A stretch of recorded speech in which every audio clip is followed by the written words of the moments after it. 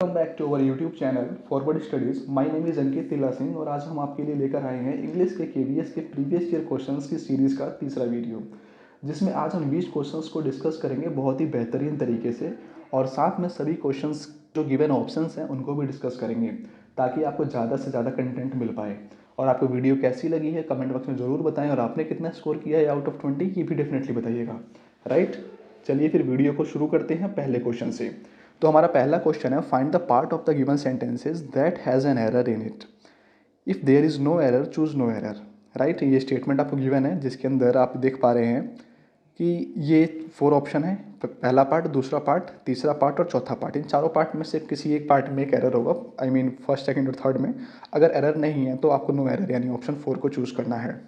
Right, तो मैं इस क्वेश्चन को रीड करता हूँ। The country expect us to do our duty, यानी कि हमारी कंट्री हमसे ये उम्मीद करती है कि हम अपना काम करें। अब मेरे प्यारे बच्चों, आपने एक टॉपिक पढ़ा होगा सब्जेक्ट वर्ब एग्रीमेंट का, और ये मैंने आपको प्रीवियस वीडियो में भी बताया था कि सब्जेक्ट वर्ब एग्रीमेंट के एक रूल के अकॉर्डिंग इनके बीच में ये एग्रीमेंट होता है कि सब्जेक्ट अगर सिंगुलर है, राइट, तो हमारा जो वर्ब भी होगा, वर्ब भी जो होगी वो भी क्या होगी, सिंगुलर होगी। ओके बच्चों, वही अगर सब्जेक्ट हमारा प्लूरल है तो वर्ब भी क्या होगी, प्लूरल होगी। गेटिंग माई पॉइंट, यस और नो। तो मैं आपको एक चीज़ बताना चाहता हूँ मेरे प्यारे बच्चों, आप इस बात को समझिए कि जो भी नाउन या प्रोनाउन होते हैं, नाउन की बात करूँ, नाउन में जैसे मैंने टेबल लिखा, ठीक है जी, पेन लिखा, अगर मैं इनका प्लूरल बनाऊंगा तो आप बोलोगे सर इनके साथ एस या ई एस को ऐड करके हम इनको प्लूरल बनाते हैं, यस और नो। लेकिन वर्ब के केस में ऐसा नहीं होता है। वर्ब के केस में इसके जस्ट अपोजिट होता है। अगर वर्ब में किसी के साथ एस सी एस को ऐड किया जाता है तो वो सिंगुलर बनता है। जैसे अगर गो लिखूं तो गो बाय डिफ़ॉल्ट प्लूरल वर्ब है, इसको हम मुझे क्या करना पड़ेगा, ई एस लगाकर इसको सिंगुलर बनाना पड़ेगा। सिमिलरली मैंने एक्सपेक्ट लिखा तो एक्सपेक्ट क्या है, एक वर्ब है और इसको मुझे सिंगुलर बनाने के लिए क्या करना पड़ेगा, एक्सपेक्ट, इसके साथ एस ऐड करना पड़ेगा तो एक्सपेक्ट बनेगा। राइट, तो इतनी इन्फॉर्मेशन काफ़ी है इस क्वेश्चन को सॉल्व करने के लिए और मुझको लगता है कि आपने इसका आंसर दे दिया है। कितने बच्चे ऐसे हैं जिन्होंने इसका आंसर 2 दिया है, वो बिल्कुल करेक्ट हैं। अब देखिए कैसे हुआ। द कंट्री, कंट्री क्या है, कंट्री मेरे प्यारे बच्चों एक सिंगुलर सब्जेक्ट है, तो इसके साथ जो वर्ब आएगी वो भी सिंगुलर होगी और ये बाय डिफ़ॉल्ट ये वर्ब कैसी है, प्लूरल है, क्योंकि इसके साथ एस एडेड नहीं है। तो सिंगुलर सब्जेक्ट होने की वजह से, सिंगुलर सब्जेक्ट है, इसकी वजह से होने से ये सिंगुलर हमारा वर्ब भी आएगा, ये भी सिंगुलर वर्ब आएगा और वर्ब को सिंगुलर बनाने के लिए हमें क्या करना पड़ेगा, एस को ऐड करना पड़ेगा। तो आई होप आपको ये समझ में आया होगा। ये ऑप्शन थर्ड जो है पार्ट 2 इसमें एरर है। Sentence has been given with a blank to be filled with an appropriate word, choose the correct alternative. आपको ये 4 ऑप्शन दिए हुए हैं, first, second, third and fourth. इनमें से कोई एक ऑप्शन करेक्ट है इस फिलअप के अंदर जो आएगा, आपको फिलअप करना है वो कौन सा आएगा। राइट, मेरे प्यारे बच्चों, आपको एक बात हमेशा याद रखनी है, कॉन्ग्रेचुलेशंस के साथ हमेशा एक फिक्स्ड प्रीपोजिशन का यूज़ किया जाता है। क्या लिखा मैंने, फिक्स्ड प्रीपोजिशन। और फिक्स्ड प्रीपोजिशन क्या होगी इसके साथ, वो होती है ऑन। राइट, हमें कई बार कन्फ्यूज़न होता है कि अगर आप इसको रीड करके नहीं जाओगे तो आपको क्या लगेगा कि यार कॉन्ग्रेचुलेटेड फॉर करोगे आप, लेकिन फॉर गलत है। बिकॉज ऑफ भी नहीं आएगा, ड्यू टू भी नहीं आएगा, ऑन आएगा, क्योंकि इसके साथ जो यूज़ होता है वो फिक्स्ड प्रीपोजिशन यूज़ होता है। क्या यूज़ होता है, फिक्स्ड प्रीपोजिशन। राइट, और फिक्स्ड प्रीपोजिशन कौन सी है जो कॉन्ग्रेचुलेटेड के साथ यूज़ होती है, कॉन्ग्रेचुलेशंस के साथ यूज़ होती है, वो होती है हमारी ऑन। इस बात को हमेशा याद रखना है, जहाँ भी कॉन्ग्रेचुलेशन होगा वहाँ पे क्या यूज़ होता है, ऑन होता है। और इसके आने के चांसेस मुझे लग रहे हैं क्योंकि फिक्स प्रीपोजिशन में सवाल बनते हैं। हम कोशिश करेंगे और भी जितने फिक्स प्रीपोजिशन के क्वेश्चन हैं उनकी हम एक सेपरेट वीडियो लेकर आएँ। और ये हमारा जो क्वेश्चन है वो किस पे बेस्ड है, जंबल वर्ड पे बेस्ड है। ठीक है जी, किस पे है, जंबल वर्ड पे। Rearrange the parts of the sentence in the correct order, कि ये जो सेंटेंस का पार्ट है इसको हमें किस में रीअरेंज करना है, करेक्ट ऑर्डर में अरेंज करना है। मैंने आपको एक चीज़ बहुत पहले बताई थी, राइट, कि पी क्यू आर एस को हमें कैसे सॉल्व करना है। देखिए पी क्यू आर एस को सॉल्व करने के लिए कुछ ट्रिक्स आपको ध्यान रखनी है जो मैं during the videos he discuss करते हुए चल रहा हूँ। अगर आपको फिर भी प्रॉब्लम हो तो आप कमेंट बॉक्स में बताइएगा, हम पी क्यू आर एस के लिए हम सेपरेट वीडियो लेकर आएंगे जिसमें आपके जितने डाउट्स हैं और पी क्यू आर एस को यानी कि जंबल वर्ड्स को सॉल्व करने की परफेक्ट स्ट्रैटेजी बताई जाएगी। साथ ही साथ आपके पैसेज को भी सॉल्व करने की परफेक्ट स्ट्रैटेजी बताई जाएगी, क्लोज टेस्ट को भी, यानी इन 3 टॉपिक को सॉल्व करने की जो परफेक्ट स्ट्रैटेजी होगी वो एक सेपरेट वीडियो में बताया जाएगा अगर आपकी डिमांड होगी तो। सो प्लीज़ आप कमेंट बॉक्स में बताइएगा अगर आपको कुछ वैसा चाहिए तो देखिए पी क्यू आर एस को सॉल्व करने के लिए मैंने क्या बोला था कि सबसे पहले आपको ये चेक करना है कि स्टेटमेंट किससे शुरू हो रहा है, क्यू से, एस से और पी से, आर से नहीं हो रहा है। ओके, और फिनिश किससे हो रहा है, फिनिश हो रहा है आर क्यू पी आर, यानी पी क्यू आर इनमें से किसी एक से फिनिश हो सकता है। सो मैं एक बार पढ़ लेता हूँ। इन स्कूल्स सेकंड है अदर एक्टिविटीज़, थर्ड है take precedence over academic subjects. अब देखिए प्रेसिडेंस के बाद हमेशा ओवर आता है, इस बात को हमेशा ध्यान रखना है, एरर्स वगैरह में पूछा जा सकता है। मेरे प्यारे बच्चों, आप इस बात को जानते हो कि सबसे पहले किसी भी सेंटेंस के अंदर क्या आता है, सब्जेक्ट आता है, सब्जेक्ट के बाद वर्ब आती है, वर्ब के बाद ऑब्जेक्ट आएगा। और जो हमारे जो सब्जेक्ट होता है टू पार्ट में डिवाइडेड होते हैं, हेल्पिंग वर्ब में और मेन वर्ब में, ये दोनों एक साथ ही आएंगे, हेल्पिंग वर्ब और मेन वर्ब अफर्मेटिव सेंटेंस के अंदर। तो मेरे भाई अदर एक्टिविटीज़, ये ऑब्वियसली इसे ऑब्जेक्ट कंसिडर करोगे कि ऑब्जेक्ट हो सकता है इन स्कूल्स, ये इसके साथ कोई प्रीपोजिशन एडेड है, या तो अगर इन अ स्कूल होता और ये कैपिटल में होता तो हम क्या करते हैं, इसको एज अ सब्जेक्ट मानने की कोशिश करते हैं। लेकिन एक बात आपको ध्यान रखनी है कि PQRS में सभी वर्ड को ये स्मॉलर लिखते हैं, कैपिटल नहीं करते हैं, अदरवाइज काफ़ी ज़्यादा बेनिफिट मिल जाता है बच्चों को सॉल्व करने के लिए। तो अब ये देखिए इन स्कूल लिखा हुआ है, इन स्कूल नहीं लिखा है, ये in school other activities take precedence over, और उसके बाद क्या है हमारा एस जो है एकेडमिक सब्जेक्ट्स। तो मुझको लगता है कि ये जो है इससे जो है सेंटेंस बन सकता है एकेडमिक सब्जेक्ट्स। तो इस स्टार्ट एस से कौन सा स्टार्ट हो रहा है, सेकंड और थर्ड। तो आप देखिए एस से हम सेकंड और थर्ड पर जा रहे हैं, तो एस और आर तो एक साथ आएंगे, पी और क्यू और क्यू पी। तो मैं एक बार पढ़ता हूँ, academic subjects take precedence over schools other activities, या फिर take precedence over other activities in school. तो आप बोलोगे sir S R Q P होना चाहिए, राइट। तो आप एस आर क्यू पी को क्या करेंगे, मार्क करेंगे, राइट। तो स्टेटमेंट हमारी क्या बनेगी, हमारी स्टेटमेंट ये बनेगी academic subjects take precedence over other activities in schools. तो हमारा ऑप्शन थर्ड क्या है, करेक्ट है। Getting my point. Question fourth पे आ जाते हैं। इसमें ये बोला गया है in the following question put of the given four alternative select the alternative which best express the meaning of the idiom and phrases. यहाँ पे हमारे पास लाइफ एंड साउल है और हमें इसकी ईडियम बतानी है, राइट। मेरे प्यारे बच्चों, इस ईडियम की मीनिंग क्या हो सकती है आपके अकॉर्डिंग, आप बोलोगे लाइफ एंड साउल, इसका क्या मतलब हो सकता है। ऑल ओवर की बात की जाए तो ऑल ओवर का मतलब क्या होता है, आप कह सकते हो कि सर ऑल ओवर का जो मतलब होता है कि वेरी इंटरेस्टिंग, वेरी इंटरेस्टिंग, ये अपने आप में एक इडियम है और इसका मतलब क्या होता है, वेरी इंटरेस्टिंग इन समथिंग बोल सकते हैं, किसी चीज़ में काफ़ी ज़्यादा इंटरेस्ट होना। अगर मेरा टेनिस खेलने में काफ़ी इंटरेस्ट तो मैं क्या बोलूँगा कि I am all over in tennis, काफ़ी ज़्यादा इंटरेस्टेड, उस काम को बहुत मन से करता हूँ। एनर्जेटिक की बात करूँ तो एनर्जेटिक का मतलब क्या होता है, कई सारे इडियम्स के थ्रू हम एनर्जेटिक को हम क्या कर सकते हैं, रिप्रेजेंट कर सकते हैं। जैसे कि मैं ये बोलूँ as healthy has horse, as healthy as horse. इसके अलावा फिट एज फिडल, ये हेल्दी के लिए भी यूज़ होता है, काफ़ी हेल्दी के लिए, एनर्जेटिक के लिए। Alive and kicking. तो ये तीन इडियम्स जो हैं जिनका आप यूज़ कर सकते हो एनर्जेटिक को रिप्रेजेंट करने के लिए। ओल्ड पीपल के लिए भी एक स्पेसिफिक इडियम्स कह सकते हो, वो होता है जैसे कि as old as hills, as old as hills बोल दिया आपने। या फिर एक वर्ड होता है जो कि ये एग्जाम में पूछा जा सकता है जहाँ तक मुझे लगता है, मैथुसेला, ये काफ़ी ओल्ड पीपल के लिए यूज़ किया जाता है। और जो लाइफ एंड साउल होता है, जो इसकी परफेक्ट मीनिंग है वो क्या है, main support. Life and Saul का मतलब क्या होता है, मेन सपोर्ट होता है, इस बात को आपको ध्यान रखना है, राइट, मेन सपोर्ट। तो हमारा ऑप्शन 4 जो है वो करेक्ट है। Question fifth, choose the word that opposite meaning in the given word. Courtesy, courtesy का मतलब क्या होता है, अदब के साथ पेश आना, राइट, अदब के साथ पेश आना, रिस्पेक्ट शो करना। तो एक्सपेंड वर्ड है, इसको डिस्कस कर लेते हैं। एक्सपेंड का मतलब क्या होता है, स्प्रेड करना, फैलाना। इसका अपोजिट वर्ड लिखना है मेरे प्यारे बच्चों। तो आप मुझे बताइए क्या किसी भी तरीके से एक्सपेंड हो सकता है, नहीं हो सकता। प्रेज मतलब तारीफ करना, राइट, तारीफ। ऑब्स्टेकल की बात की जाए और डिस्कॉर्ड की बात की जाए, बच्चे हमारे पास दो। अब देखिए हमें इसमें एक चीज़ और ध्यान रखनी पड़ती है, इसका बेस्ट है ना, बेस्ट मीनिंग है वो हमें बतानी है। डिस्कॉर्ड का मतलब क्या होता है कि कोई एग्रीमेंट होता है, एग्रीमेंट, इसका जस्ट अपोजिट होता है क्या, डिस्कॉर्ड होता है, अपोजिट, राइट, यानी डिसएग्रीमेंट बोल सकता हूँ मैं, क्या बोलूँगा, डिसएग्रीमेंट। तो हमारा बचा क्या, ऑब्स्टेकल बचा। तो कॉर्टेसी वर्ड का जो यहाँ पे जो अपोजिट होना चाहिए गिवन ऑप्शन के अकॉर्डिंग, वो जो में बेस्ट मीनिंग बनती है क्या बनती है, ऑब्स्टेकल बनती है। तो आप गिवन ऑप्शन के अकॉर्डिंग आप ऑब्स्टेकल पे जाएंगे, जिसका मतलब क्या होता है, बाधा डालना, किसी काम को करने में अड़चन डालना, right. Question number 7, in the following question out of the given four alternative select the alternative which best expresses the meaning of the idiom and phrase. हमारे पास एक इडियम गिवन है और इसकी हमें मीनिंग बतानी है। तो हमारा इडियम जो heads over heels, heads over heels का मतलब क्या होता है, मैडली इन लव। तो आप बताइए इनमें से क्या कोई ऐसा ऑप्शन है जो इसको रिप्रेजेंट कर रहा हो। अब सभी बच्चों की आंखें चमक गई और वो देखें बोलेंगे सर ये क्वेश्चन थर्ड जो है वो बोल रहा है क्या, यही रिप्रेजेंट कर रहा है मैडली इन लव को, इन लव विथ।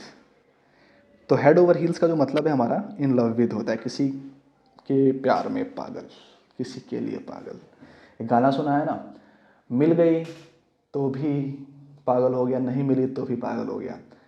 चलिए बाकी 3 ऑप्शन को डिस्कस कर लेते हैं। Living is luxury. Living is luxury, living in luxury होता तो बात समझ में आती है। लिविंग इज़ लग्जरी है, I don't think it is making any sense. Here and there की बात करें तो एक होता है हमारा idiom hither and thither. Hither and thither का मतलब क्या होता है? Here and there. A strange person, आप कह सकते हो ऑड बर्ड। ऑड बर्ड को हम क्या बोलते हैं? स्ट्रेंज पर्सन बोलते हैं। Getting my point? यस और नो? तो ये जो हमारा जो हमने सारे ऑप्शन डिस्कस कर लिए और इसमें से हमारा परफेक्ट आंसर कौन सा है? यस, ये तो कभी नहीं भूलोगे, head over heels in love with. और क्वेश्चन नंबर 8 में ये कहा जा रहा है कि a sentence has been given with a blank to be filled with an appropriate word, choose the correct alternative. अर्थात कवि कहना चाहता है कि आपको एक स्टेटमेंट दिया गया है, एक सेंटेंस दिया गया है, उसके अंदर एक गैप है और आपको उसको फिल करना है गिवन ऑप्शन के में से। 4 ऑप्शन है हमारे पास, embellishment, enhance, replenish and destroys. So मित्रों अब आप देखिए यहाँ पे एम्बेलिशमेंट वर्ड है हमारे पास, राइट। और एक बात हमेशा याद रखना है कि मैंने आपको एक चीज़ सिखाई है, पहली वीडियो से सिखाता हुआ आ रहा हूँ कि सब्जेक्ट के बाद जो चीज़ आती है वो क्या होती है? वर्ब होती है, यानी हेल्पिंग वर्ब और फिर मेन वर्ब, राइट।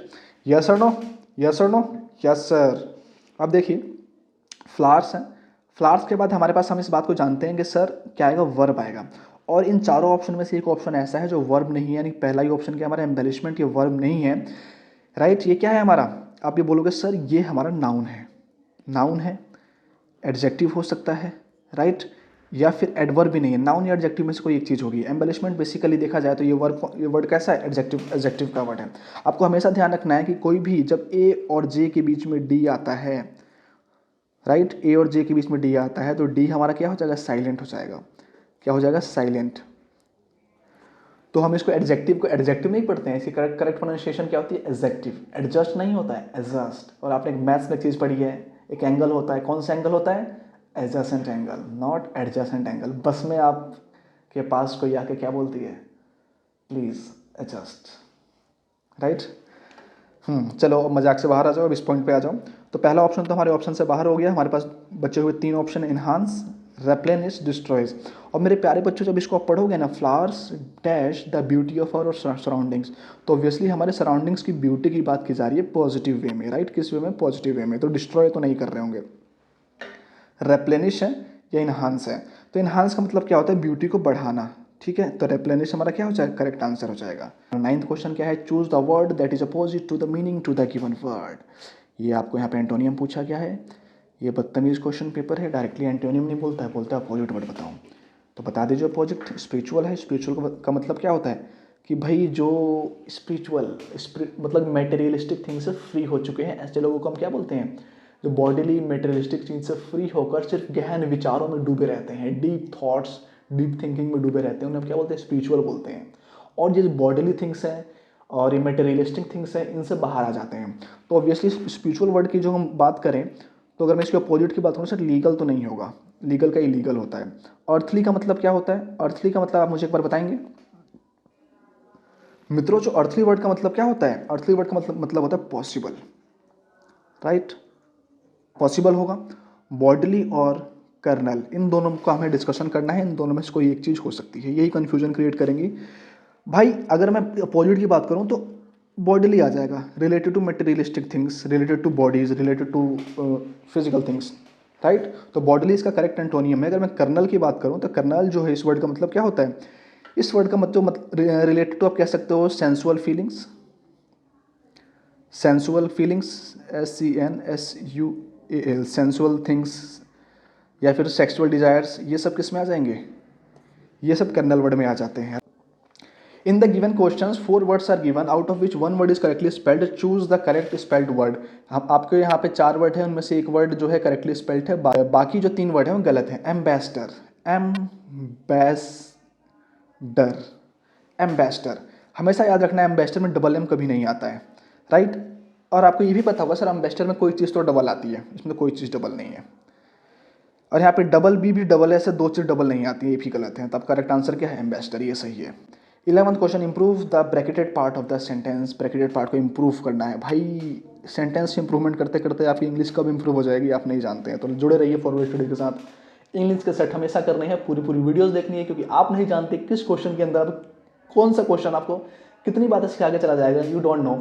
बस आपको कॉपी पेन लेके बैठ जाओ, सभी क्वेश्चन के कंप्लीट एनालिसिस को नोट करो, क्योंकि इतना डीप एनालिसिस आप खुद से नहीं कर पाओगे, ना ही आप टेस्ट सीरीज से कर पाओगे। तो प्लीज़ सभी क्वेश्चंस को डीपली कीजिए, ताकि जो है हर एक क्वेश्चन की एडजेसेंट 4 चीज़ें वो सीख पाए, क्योंकि एग्जाम में एग्जैक्टली ऐसा पेपर तो नहीं आएगा, लेकिन जो इसके एडजेसेंट 4 चीज़ें बता रहा हूँ ना, उनमें से डेफिनेटली आएगा, राइट। तो जुड़े रहिए फॉरवर्ड स्टडीज के साथ और 11 क्वेश्चन को सॉल्व करते हैं। The teacher agree to answer all the questions, यानी टीचर एग्री हो गया सभी क्वेश्चंस को आंसर करने के लिए। चलिए, लेकिन अब आपको एक बात ध्यान रखनी है, ऑप्शन को डिस्कस कर लेते हैं और देखेंगे कौन सा ऑप्शन सही है और सही हो सकता है, राइट। सबसे पहले अगर मैं बात करूं, द टीचर अग्री, ये बात तो पक्की है कि सर ये सेंटेंस ये जो है गलत है, हमें इसे इंप्रूव करना पड़ेगा। क्यों? क्योंकि टीचर क्या है, सिंगुलर सब्जेक्ट है। क्या है? Singular subject. और इसके साथ जो आने वाली चीज़ होगी क्या होनी चाहिए? सिंगुलर वर्ब होनी चाहिए। यस और नो। और मैंने आपको बताया था वर्ब जो होती हैं बाय डिफॉल्ट प्लूरल होती हैं, इनको सिंगुलर बनाने के लिए हमें क्या करना पड़ता है? एस या ई एस को ऐड करना पड़ता है अगर वो प्रेजेंट टेंस का है तो, प्रेजेंट इंडेफिनिट। यस और नो? बोलो यस सर, तो गलत हो गया, ये तो गलत है, यानी हमें इंप्रूव करना है। तो ऑप्शन 1 को डिस्कस करते हैं। ये कौन बदतमीज है जिसने हैज़ के बाद एग्रीइंग लिखा है? गलत हो जाएगा, क्योंकि आप जानते हैं हैज़ या हैव के बाद जो वर्ब आती है उसकी कौन सी फॉर्म आती है? V3 आती है, तो हम इसको कंसिडर नहीं करेंगे। नो इम्प्रूवमेंट का तो सवाल ही नहीं बनता है, क्योंकि भैया गलती हो चुकी है। एग्रीइंग ये भी गलत है। क्यों गलत है? लॉजिक बताओ सर। अब बिना लॉजिक के ऑप्शन गलत कैसे कर सकते हो? तो मैं अब बता रहा हूँ, सुनो पार्थ। एग्रीइंग यानी किसी के साथ आईएनजी अगर लगा रहे हैं तो इससे पहले आपके पास हेल्पिंग वर्ब होनी चाहिए। इज़-एम-आर हो सकती है, अगर प्रेजेंट में है तो वॉज वर हो सकता है, पास्ट में है तो या हैज़ बिन हैव बीन हो सकता है, परफेक्ट कॉन्टिन्यूअस में है तो मतलब इनके समझ गए ना, हेल्पिंग वर्ब होनी चाहिए कोई सी। तो हेल्पिंग वर्ब नहीं है तो ये भी गायब। तो बचा क्या? अग्रीड। तो ये पास्ट है, पास्ट के अंदर तो ये देखिए पास्ट में क्या होगा? पास्ट में देखिए तो अग्रीज होता तो सही होता, या एग्रीड है तो भी सही है, राइट। अगर अग्रीड है तो क्या है हमारा? सही होगा, क्योंकि ये सेकंड फॉर्म कंसीडर किया जा रहा है और सेकंड फॉर्म में एस का कोई चक्कर नहीं रहता है। जैसे आप बोलते हो ना, मैं पार्क गया, I went to the park, तो वेंट यूज़ किया है आपने, गो की सेकंड फॉर्म यूज़ की है वेंट। यस और नो? तो आई होप आपको ये क्वेश्चन समझ में आया होगा और इसका जो करेक्ट आंसर कौन सा है? Option 4 agreed. और क्वेश्चन 12 हमसे ये बोल रहा है, पढ़ के बताइए एक बार क्या बोल रहा है। ये बोल रहा है in the given question 4 words are given, out of which one word is correctly spelled, choose the correctly spelled word. Beneficial की स्पेलिंग पूछ रहा है और आप बता दीजिए कौन सी सही है। बेनिफिटले गलत, बेनिफिटियल गलत, बेनिफिशियल गलत, सही कौन सा है? बेनिफिशियल। बहुत आसान क्वेश्चन था, आई होप ये सभी आप इस बात को जानते होंगे और आपको लगा, आप चाहते होंगे सर इस क्वेश्चन में ज़्यादा टाइम वेस्ट ना करें। जंबल वर्ड का क्वेश्चन है और आपको बताया गया था जंबल वर्ड को सॉल्व करने का तरीका। ये क्या है? सबसे पहले आप चेक करें किससे स्टार्ट हो रहा है, पी या एस से स्टार्ट हो रहा है। अगर ये क्वेश्चन ऐसा होता ना, पी से स्टार्ट होता तो हम सीधा इसी पे मारते और आगे बढ़ जाते, लेकिन जरूरी नहीं, क्योंकि पी का एक ही ऑप्शन है, राइट। लेकिन पी से स्टार्ट नहीं हो रहा। High fever and what? High fever and we don't know, किसको कनेक्ट करेंगे? अच्छा हाँ, एक बात आपको याद रखना है कि जब हम स्टेटमेंट कर रहे हैं और जहाँ पे एंड लिखा हुआ है तो आप जानते हैं एंड क्या करता है? दो पॉजिटिव चीज़ों को जोड़ता है। दो पॉजिटिव थिंग्स को क्या करेगा? ऐड करेगा, को ऐड करेगा। यस और नो? ऐड करेगा। अगर वही यहाँ पे बट होता तो बट क्या करता है? दो कॉन्ट्राडिक्टेड थिंग्स को ऐड करता है। कॉन्ट्राडिक्टेड को क्या करता है? ऐड करता है। तो पी क्यू आर एस है, एस पी क्यू आर है, एस आर पी क्यू है, एस पी आर क्यू है। तो पी से स्टार्ट तो नहीं होगा, ये बात तो पक्की है, क्योंकि हमें कोई सब्जेक्ट चाहिए पहले।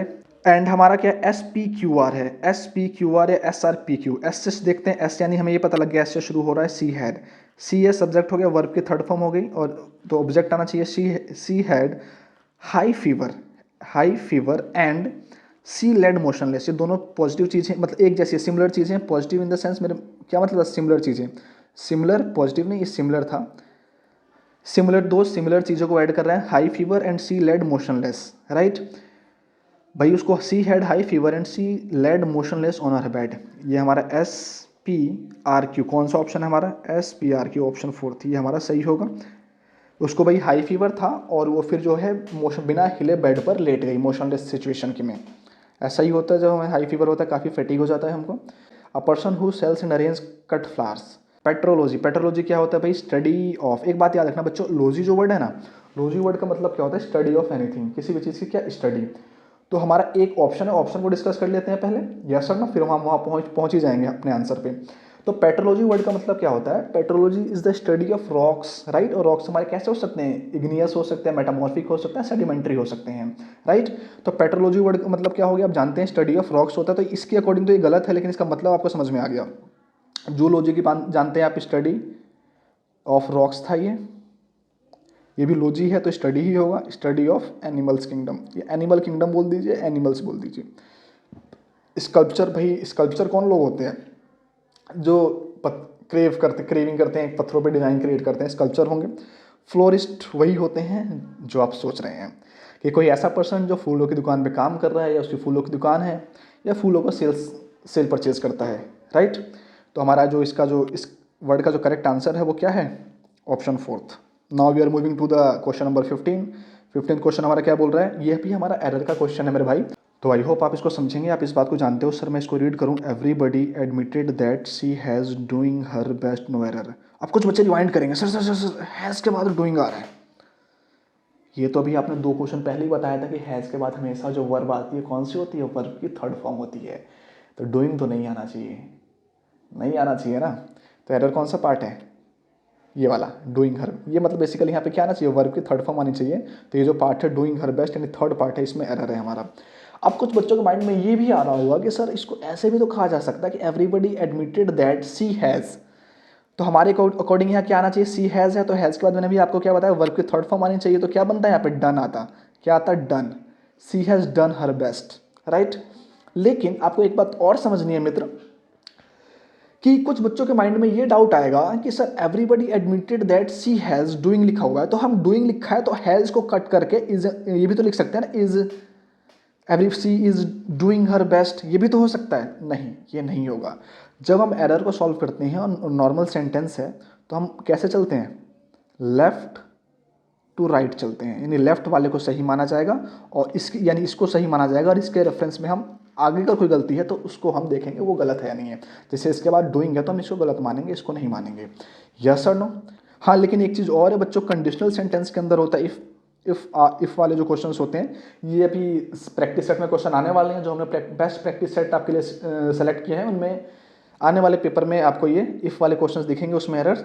तो उस केस में हम राइट टू लेफ्ट चलते हैं, ठीक है। ये क्वेश्चन जब मैं करवाऊंगा तो आपको अच्छे से समझ में आ रहा होगा। चलिए तब तक हम आगे मूव करते हैं। हमारा जो क्वेश्चन 16 है, select the most appropriate one word for the expression given below, यानी आपके पास एक्सप्रेशन है, इसमें से मोस्ट अप्रोप्रिएट ऑप्शन को आपको चूज करना है। Release someone from a duty और ऑब्लिगेशन, किसी को उसकी ड्यूटी से या ऑब्लिगेशन से क्या कर देना? निष्कासित कर देना, छुट्टी कर देना बेसिकली। आपने याद किया होगा एक्सोनरेट वर्ड का मतलब क्या होता है? रिलीज किसी को जो है कहीं से हटा देना। अलस्ट्रेट मतलब होता है भाई एग्जाम्पल, डेलिब्रेट मतलब सोच समझ के, एग्जेग्रेट इसका मतलब बताइए आप लोग। कुछ काम आप भी कीजिए, इस वर्ड का मतलब आप सब मुझे कमेंट बॉक्स में देंगे, जो भी देंगे डेफिनेटली जो है उसका नाम मैं नेक्स्ट वीडियो में लूँगा, right.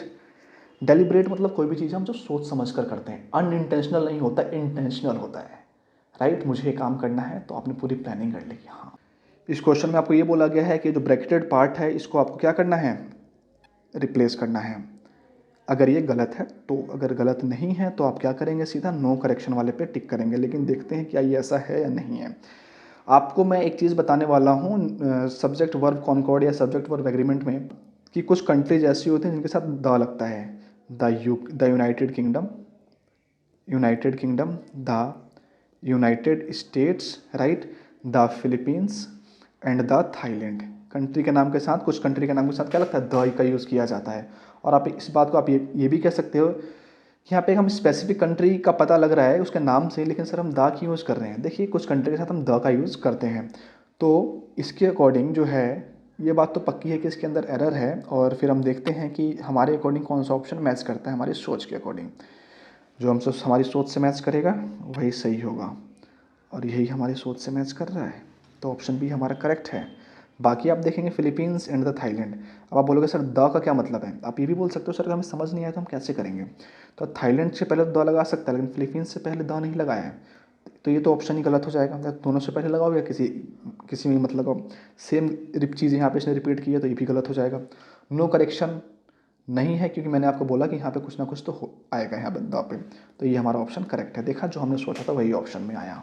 Select the word segment that substitutes replaces bracketed word. आप इसको पूरा पढ़ेंगे तो आपको पता चलेगा क्या कि आपसे सेंटेंस इंप्रूवमेंट करवाना चाहते हैं क्वेश्चन टीचर, क्वेश्चन सर बोलिए, क्योंकि यही आपको सिलेक्शन दिलाने वाले हैं। क्वेश्चन पेपर की रिस्पेक्ट किया करो बच्चों। सो आ जाओ यहाँ पे, we will have to dispose the mice in that. अब मैंने जैसे इसको देखा ना, डिस्पोज के साथ एक फिक्स प्रीपोजिशन यूज होती है, कौन सी होती है? ऑफ होती है। अब आप ये चेक कर लीजिए, किसी ऑप्शन में डिस्पोज के बाद ऑफ है। आप बोलोगे सर अगर इसके साथ फिक्स प्रीपोजिशन आ रही है तो नो करेक्शन का तो सवाल ही नहीं उठता है कि करेक्शन तो होगी, और ये ओ डबल एफ आ रहा है, राइट? ये भी गलत, ये भी गलत। और देख ये सही हमने कर तो दिया, लेकिन हमने ऑप्शन पढ़ा नहीं, एक बार पढ़ लेते हैं क्या है। यस देखिए यहाँ पे है, यानी ये परफेक्टली सही है। Now we are moving to the next question, और हमारा अगला क्वेश्चन है 19 don't count your chickens before they hatch. Basically ये ईडियम है हमारा, और इस ईडियम की मीनिंग बतानी है। चलो, इसका मतलब बेसिकली क्या होता है मेरे मित्र, कि जब तक कि कोई चीज़ की किसी से आप श्योर ना हो जाओ तब तक आप उस पर रिलाई मत हो जाओ। यानी कई बार ऐसा हो सकता है कि भाई कई सारे बच्चे होंगे, हमारे वीडियो देखने वाले बच्चे होंगे, जिन्होंने फॉर्म भरते ही शादी की प्लानिंग कर ली होगी कि यार फॉर्म भर दिया है, अब जो है शादी की बोल देता हूँ घर पे कि शादी की बात कर लें, जब तक शादी होगी तब तक तो मेरा रिजल्ट आ ही जाएगा, ज्वाइन कर लूँगा। लेकिन अगर वो ढंग से उन्होंने पढ़ाई नहीं करी और सारा ध्यान कहीं और रहा तो सिलेक्शन तो रुक गया। तो जब तक उस चीज़ श्योर नहीं हुए तो उससे पहले उस पर रिलाई हो गए।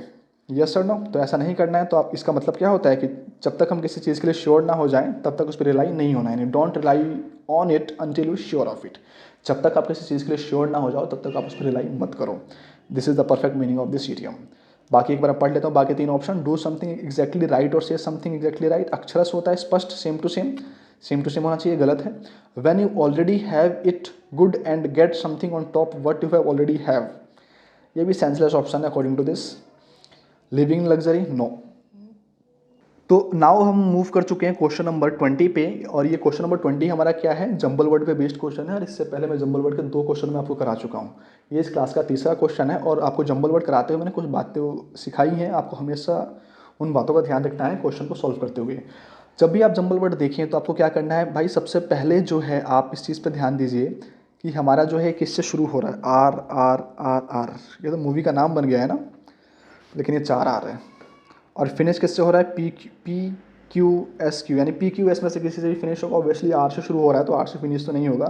तो चलिए हम आर से कंसिडर करते हैं। रिदम एंड ग्लीफुल है हमारा, और ये हमारा सब्जेक्ट है। आप इस बात को जान पा रहे हैं, इसको पढ़ेंगे तो सब्जेक्ट वाली फीलिंग आ रही है। रिदम एंड ग्लीफुल क्या है, सब्जेक्ट है। और इसके बाद आप इस बात को जानते हो सर क्या आएगी, वर्ब आएगी। और वर्ब हमारी क्या हो सकती है, हेल्पिंग वर्ब के साथ कोई वर्ब होगी, या फिर डायरेक्टली वर्ब होगी, यानी V1 के साथ SES हो सकता है, या फिर पास्ट में होगी तो वर्ब की सेकंड फॉर्म हो सकती है। इसके अलावा कोई टेंस होगा तो पहले हेल्पिंग वर्ब होगी और फिर मेन वर्ब आएगा। तो मेरे भाई रिदम एंड ग्लीफुल है। इसके बाद देखिए अगर मैं क्यू को कंसिडर करता हूँ तो मोस्ट है। मोस्ट क्या है हमारा, एडजेक्टिव है। तो ये तो क्यू तो नहीं आएगा। देखिए आर के बाद क्यू कहीं आ रहा है, ये आ रहा है, तो ये तो गलत हो गया। आर के बाद हम पी अगर देखें, चलिए पी को अभी हटा देते हैं। आर के बाद अगर मैं एस देखता हूँ, आर के बाद मैंने क्या देखा, एस। आर के बाद देखिए क्यू 2 में है तो इसको भी उड़ा दिया जाएगा। आर क्यू है, ये दोनों तो नहीं आएंगे क्योंकि मोस्ट क्या एडजेक्टिव है। और मैंने अभी बताया कि जब ये वर्ब बन गई है, सॉरी ये जब ये सब्जेक्ट है तो सब्जेक्ट के बाद वर्ब आएगी according to the sentence structure. कभी ऐसा थोड़ी हो सकता है कि आपकी बॉडी है, बॉडी का सर जो है आपके घुटने के बाहर चला जाए, या फिर बॉडी के जितने भी पार्ट्स हैं इधर उधर डिसलोकेट हो जाए। नेवर। आप देखोगे जितने भी इंसान हैं सभी एक ही स्ट्रक्चर में हैं, राइट? यस और नो? हेड है, शोल्डर्स हैं, चेस्ट हैं, स्टमक हैं, लेग्स हैं, इस तरीके से हैं, देन फीट्स हैं। ओके, चलिए अब यहाँ पे आ जाते हैं। तो ये 2 ऑप्शन तो हमारे आउट हो गए हमारे इस एलिमिनेशन के अंदर से। हमारे पास ए और डी बचते हैं। आर के बाद एस है। Are rhythm and gleeful, disregard for punctuation and sound dramatic. अभी हम इसको ना एलिमिनेट नहीं कर सकते ऑप्शन ए को। उसके बाद हमारा क्या आ जाता है, dramatic, most banal utterances. Most banal utterances आ रहा है। अब देखिए आप ये हिज है, हिज के बाद भी क्या आएगा, पजेशन शो कर रहा है, क्योंकि ये हमारा क्या है, पजेसिव प्रोनाउन है। पजेसिव प्रोनाउन है, और पजेसिव प्रोनाउन होने की वजह से ये जो आप देखोगे कि फिर ये जो हमारा पी है, पी के बाद या तो हमारा क्यू आना चाहिए, जो स्टेटमेंट बन रही है, makes even his most banal utterances, right? किसकी, उसकी जो अटरेंसेज उसको जो है एक्सप्रेस करना चाहिए। तो ये बात तो पक्की है, पी के बाद क्यू आएगा। क्या इसमें है पी के बाद क्यू? नहीं है। तो हमारा क्या आंसर होना चाहिए, ए होना चाहिए। RSPQ ये आपका परफेक्ट आंसर है। जैसा कि आप जानते हैं कि आज हम 20 क्वेश्चन कंप्लीट कर चुके हैं, और एक रिस्पॉन्सिबिलिटी आपकी भी है। इवन मैं आपको एक टास्क दे रहा हूँ इसके अलावा, इनको तो आपको अच्छे से एनालाइज करना ही है, अच्छे से वीडियोस और देखना है और नोट्स बनाने हैं। इसके अलावा आपको इस वीडियोस को ज़्यादा से ज़्यादा शेयर करना है, और जैसे ही आप इस वीडियोस पे आए हैं तो तुरंत लाइक कीजिए, राइट। आपकी पहली रिस्पॉन्सिबिलिटी क्या है, लाइक करना है, क्योंकि आप नहीं जानते इन चार दीवारों को पढ़ाना कितना मुश्किल होता है। चलिए, tata bye bye, good night, शब बखैर।